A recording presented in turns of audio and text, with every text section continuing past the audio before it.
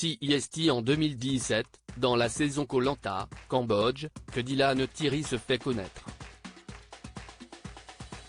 S'il n'est resté que 3 jours sur le camp, son côté hâbleur et provocateur lui a néanmoins permis de se faire remarquer des productions de télé-réalité. Ainsi, le jeune homme originaire du Luxembourg a ensuite enchaîné les programmes du genre. Les téléspectateurs ont pu le retrouver dans Les Princes et les Princesses de l'amour 6 ou bien La Villa des cœurs brisés 6. Depuis 2021, le jeune homme a tourné le dos au milieu qu'il a révélé pour se consacrer à sa carrière d'influenceur. Très actif sur les réseaux sociaux et se sentant visiblement concerné par l'avenir des pays en développement, Dylan use de sa petite notoriété pour mener à bien des projets dans l'humanitaire.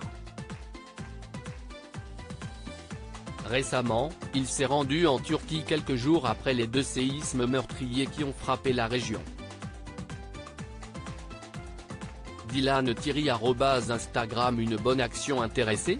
Dylan s'est donc affiché au milieu des décombres ou en train de distribuer des denrées alimentaires à ceux qui ont tout perdu. Postée sur les réseaux sociaux, la vidéo a cependant outré les internautes, qui ont accusé l'ex de Fidji Ruiz de vouloir se donner une bonne image plutôt que de venir en aide aux nécessiteux. Et certaines sources semblent leur donner raison.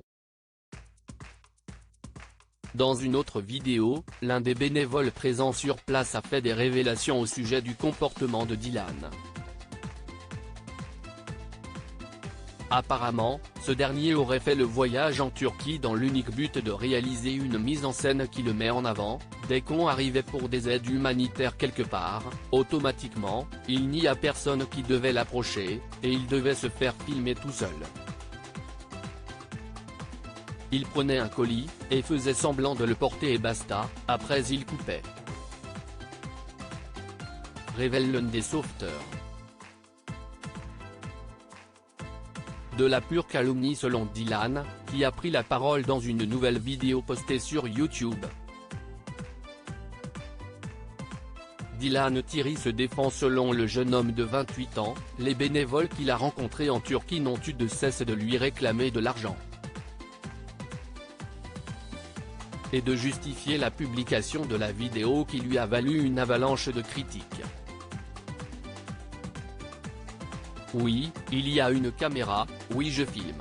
Jusqu'à preuve du contraire, je suis influenceur et j'ai toujours filmé tout ce que je faisais, que ce soit mes voyages humanitaires, ou mes voyages au quotidien, déclare-t-il, avant d'indiquer qu'il a été violenté durant ce court séjour. Après ils se sont regroupés entre eux, ils sont allés sur les réseaux sociaux, ils ont été sur les réseaux sociaux disant Dylan CIST un voleur, CIST un escroc, il fait ça pour l'argent, il fait que des vidéos. Pour finir, Dylan dévoile la raison pour laquelle il s'est retrouvé dans l'obligation de fermer son association. La vice-présidente a reçu beaucoup de menaces, de même pour la trésorière et pour l'avocate, explique-t-il, les larmes aux yeux, en évoquant une déception amicale. Des explications qui n'ont pas vraiment convaincu, au vu de certains commentaires. Tout le monde a compris ton cinéma, mais maintenant tu essayes de te justifier, tu as profité de la situation pour faire un buzz positif mais tu as lamentablement échoué. Qu'en pensez-vous ?